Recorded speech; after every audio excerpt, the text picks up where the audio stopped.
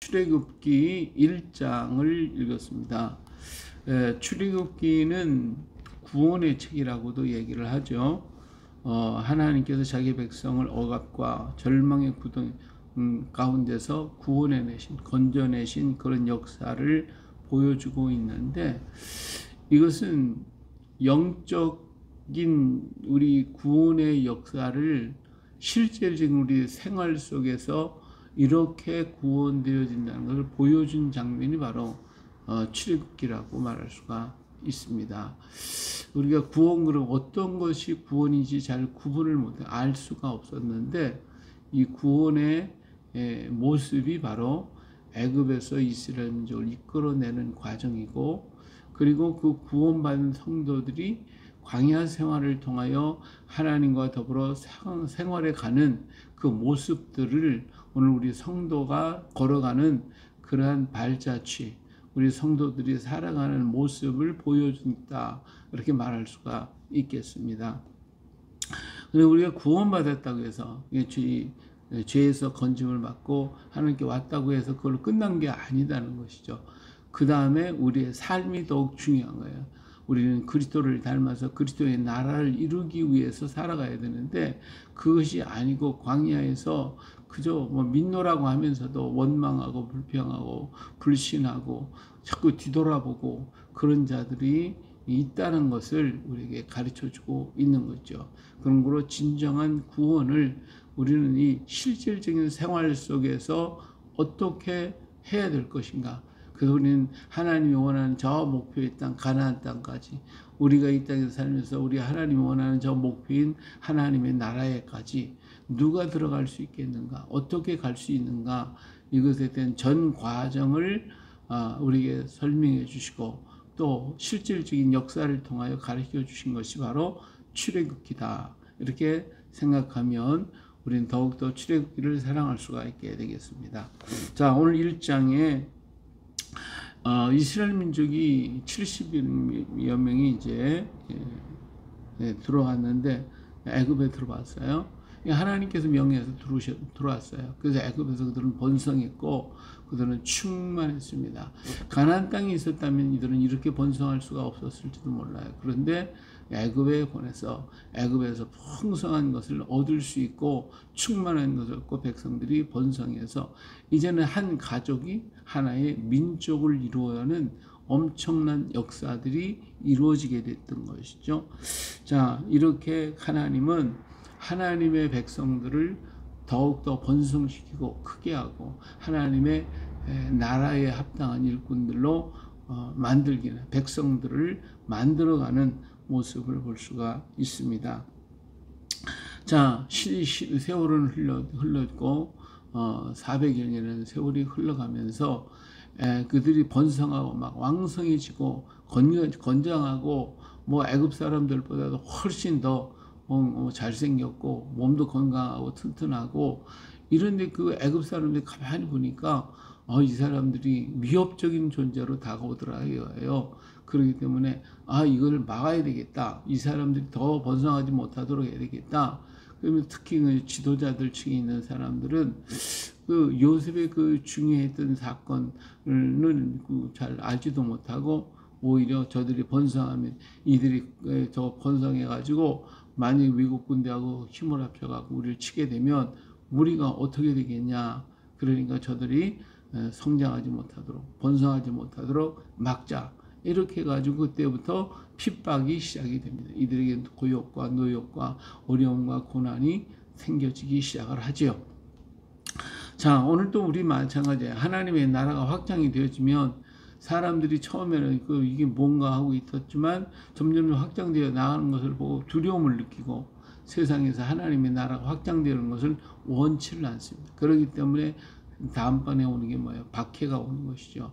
점점점 박해가 심해지고, 그래서 수없이 많은 주의 백성들이 죽음을 당했고 순교를 당한 이러한 역사의 사건들을 우리는 얼마든지 볼 수가 있습니다. 이처럼 사탄 마귀는 두려워하고 있는 거죠. 하나님의 나라가 확장되어지는 것을 두려워합니다. 오늘도 세계 곳곳에서 기독교를 핍박하고 박해하는 그러한 나라들이 꽤 많이 있고, 또 우리나라에서도 교회들 중에서도 교회가 문 닫아야 돼, 교회가 없어져야 된다고 하는 그런 것을 발언하는 그런 국회의원들조차도 있게 되는 걸 보면 기독교 확장하는 거, 하나님 나라 확장되는 것을 사탄 마귀는 얼마나 싫어하는지 몰라요. 그래서 어떻게 하든지 수단과 방법을 가리지 않고 확장을 막고 자기들의 세력을 펼쳐나가려고 하는 것이 이들의 모습이다라고 하는 것입니다. 그러나 역사의 흐름을 주장하시는 이는 우리 하나님이시잖아요. 그래서 아무리 인간이 막으려고 해도 핍박을 하고 박해를 하고 기독교 성도들을 이렇게 죽이고, 그래도 이 중국 땅에도 그렇게 박해 운동이 일어났는데도 그 속에서 알게 모르게 더 많은 1억 명이라고 하는 숫자의 기독교인들이 생겼다라고 하지 않습니까? 이처럼 기독교는 생명이었기 때문에 생명을 흐르고 또 흘러서 점점 번성하게 되어지는 것입니다. 세상이 아무리 박해한다 할지라도 생명은 자라게 돼 있기 때문에 그런 것이죠. 이스라엘 민족이 이렇게 커지게 되면 정말 점점 확장이 되어지니까 세상이 두려워하더라 그러죠. 세상이 두려워하더라. 오늘 기독교인들이 세상에서 뭐 악을 행하고 잘못을 행하고 한 이것 때문에 그들이 박해를 하는 게 아니라 우리가 커져가는 것이, 성도들이 커져가 확장되고 하나님 나라가 넓어져가는 모습을 사탄을 볼 때 이거 안 되겠구나 두려워하는 거예요. 그래서 이들을 박해하게 되어지는 것이죠. 또한 박해하게 될 때는 그 땅에 더 이상 머물 때가 아니기 때문에 그런 거예요. 세상에 우리가 세상에 살아가는 것은 우리 하나님 원치 않습니다. 거기서 우리는 뭐예요? 나와야 되죠. 나와야 되는 거예요. 그래서 우리 교회를 에클레시아라고 그래요. 하나님 세상에서 끌어냈다, 이렇게 끌어냈다 이거예요. 죄악 세상에서 이상이 여기에 있으면 망하는 거예요. 장차 망할 수밖에 없어요. 그런 사건이 일어나죠. 요셉을 알지 못하는 왕이 일어나서 이게 안 되겠다. 그래서 그들을 갖다가 핍박을 시작을 합니다. 라암셋을 건축하게 하고 흙이기, 물짓기, 그냥 벽돌 만들기, 농사 뭐 이런 것들 그 시키는 일들이 막 엄하게 이렇게 역사를 하고, 그래도 안 되겠으니까 이번에 어떻게 산파들을 불러다 놓고 남자를 낳거든 남자아이를 낳으면 다 죽여라 이렇게 얘기했어요. 그러나 이 산파들이 어떻게 했어요? 그걸 지키지를 않았죠. 그러니까 바로가 불러갖고 왜 너희들 남자 죽이려 했는데 안 죽였냐? 그랬더니 히브리 산파들이, 히브리인들은 애굽 여인들보다 너무나도 건강하고 강해서 애기 낳았다고 오라고 그래가지고 벌써 애기 다 낳았어요. 근데 어떻게 합니까? 그러니까 바로 왕도 어떻게 할 수가 없었죠. 그래서 이번에는 어떻게 했어요? 모든 백성에게 명령하여 아들이 태어나거든 너희는 그를 나일강에 던지고 딸이거든 살려두라, 이렇게 명령이 떨어졌으니까 이 일을 하지 않으면 가족을 막 다 죽게 되고 핍박을 받게 됐으니까 이게 뭐 감당이 안 되는 거죠. 이게 뭐예요? 아들이 없어진다고 하는 것은 장차 망한다는 거거든요. 그러니까 이 애굽 땅에 계속 머물러 있으면 뭐가 돼요? 망하는 거예요. 끝나는 거예요. 장자가 없으니까. 그러니까 아들이 없으면 결국은 망하는, 장차 망할 성이 애굽성이다. 오늘 세상에서 우리가 살게 되면 그것이 우리가 세상에서 즐겁고 뭐 기쁘고 모든 환락과 즐거움이 다 거기에 있지만 그것이 결국은 우리를 망하게 만든다 그거예요. 돼지를 갖다가 잡을 때 어때요? 그 돼지가 좋아하는 콩을 갖다 쫙 뿌리면 돼지가 그거 먹나고 쭉쭉 해서 토살장까지 가는지도 모르고 가듯이 우리 인생도 마찬가지예요. 세상에서 이런 좋은 향락에 젖고 세상의 것에 젖어서 거기에 빠져서 자꾸 가다 보면 결국은 어때요? 망하게 되는 거예요. 요즘에 사람들이 전부 다 핸드폰 다 들고 쳐다보고 있잖아요. 과연 뭐를 봐요? 거기서 그냥 웃기는 거, 뭐 영화, 또 여러 가지 재밌는 프로, 오락 프로들 수없이 하잖아요.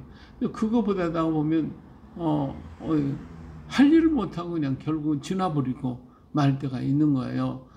여기에 속으면은 아무것도 아니에요. 그게 우리에게 무슨 유익을 주는 게 또 아닌데 근데 거기에 빠져들게 돼 있단 말이에요. 세상이 연락이 그렇다 이거예요. 세상이 연락이 자꾸 거기에 빠져들게 만들고 결국은 뭐야? 아무것도 없는 거거든요. 아무것도 한 것도 없는 거예요. 그게 결국은 헛되고 헛된 일에 빠지다가 결국은 하나님 잃어버리고 인생이 멸망의 길로 가듯이 이 장차 멸망할 세상에 우리가 머물러 있으면 망할 수밖에 없잖아요. 여기에 망할 수밖에 없는 이 속에 우리를 하나님 어떻게 고통을 주는 거예요. 괴로움을 주고 아주 힘들어 더 이상 감당할 수 없도록 만들어줄 때에 이들이 뭐예요? 하나님 앞 부르짖을 수밖에 없죠. 그러니까 그때서 하나님이 드러내서 그를 끌어내는 거예요. 그러니까 나와야 할 텐데 안 나오고 있는 거예요. 해야 할 텐데 하지 못하고 있으면 하나님 어때요? 깨닫게 만들어요. 깨닫는 게 뭐예요? 핍박을 주고 어려움을 주고 고난을 주고. 그래서 우리에게 당하는 경제적인 어려움, 육체의 질병으로 인한 어려움, 가정의 여러 가지 환난, 여러 가지 문제들이 부딪힐 때에는 하나님이 무엇인가 우리에게 지시하는 거예요. 내가 깨닫지 못하니까, 알지 못하니까, 여기 있으면 너 안 돼. 여기 있으면 다 망해. 그러니까 빨리 나와. 나오기 위해서 어떻게 준비해야 돼. 나오겠다는 의지가 있어야 될 거 아니에요. 근데 의지가 없으면 안 나와요. 여기가 좋사오니.